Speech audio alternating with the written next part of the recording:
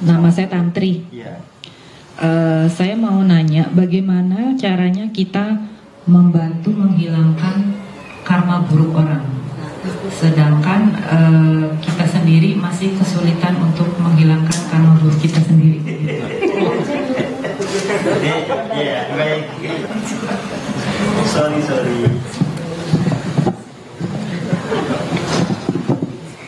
Jawabannya jelas ya. Satu, kalau yang bersangkutan sendiri tidak punya tekad, tidak punya kehendak yang kuat untuk menjernihkan dirinya dari segala cek dosa, itu yang nggak ada yang bisa membantu dia. Ya, misalnya gini, ya, saya sudah tercerahkan, Mas Fahri belum, Mas Fahri banyak dosa. Ya, kalau Mas Fahrinya nggak punya tekad kuat, saya nggak bisa bantu apa-apa, ya biarin aja sampai puas dianya. Ya, itu. Anak gitu, karena saya melihat kayak misalnya gini, dulu saya pada saat saya masih seumuran dia, perilakunya tuh sama seperti saya. Oke. Saya melihat anak saya perilakunya mirip. Nah, saya ingin membantu dia, menghilangkan karma buruk. Gini, ya. Saya sering mengatakan, ya, ini soal relasi antara orang tua dan anak. Jadi sikap terbaik orang tua kepada anak adalah mengasihi tanpa kemelekatan, mengedukasi tanpa pemaksaan. Ya, kita harus juga melihat bagaimana perjalanan diri kita sendiri. Ya. Jadi gini, ibu punya anak. Tugas ibu untuk mengajak anak itu berpikir, anak itu mengenali hukum sebab akibat. Ya, silakan dijalankan.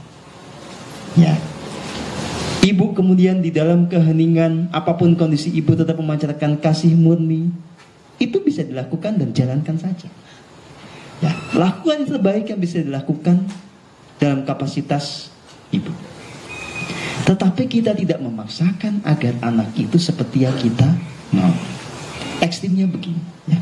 Misalnya dia masih pengen bandel, terus ibu karena sudah pengalaman dalam kebandelan itu pengen dia tidak seperti ibu. Ya nggak fair namanya, ibu aja sampai tuntas kok.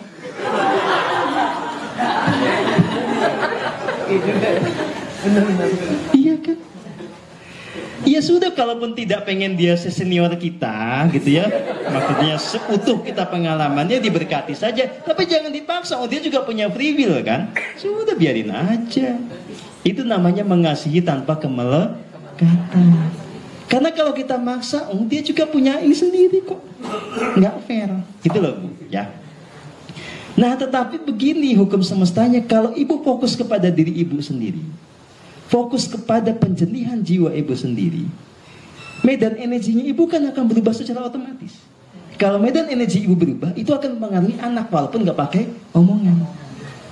Lebih baik begitu, itu yang fair gitu. Jadi bukan maksa anak seperti yang kita mau, tapi kita yang mengupayakan agar kita itu menciptakan datangnya keselarasan kepada semua anggota keluarga.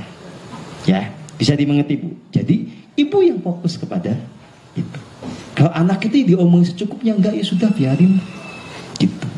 Kecuali bahayanya sampai maksimal, baru kita bisa tarik atau kita pukul atau apapun juga terserah. Gitu ya. Bisa dimengerti ya Bu. Terima kasih. Ya. Saya kan juga anaknya banyak ya. Anak kandung, anak pungut banyak lah pokoknya. Gitu ya. Ya kan sama ya. Kalau secara manusiawi kan saya pengen mereka cepat selamat seperti saya.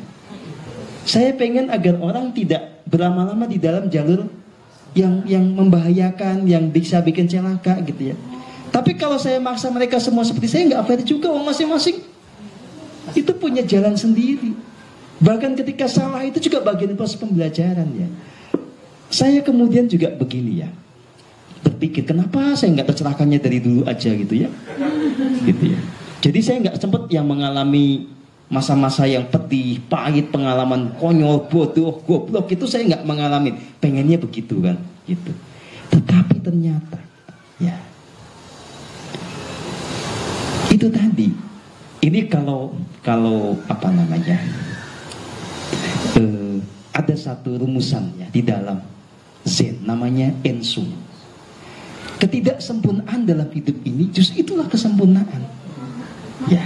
Jadi ketika saya ada di dalam fase-fase kepedihan, fase-fase kegoblokan diri gitu ya, sehingga banyak salah gitu ya, itu bagian dari kesempurnaannya.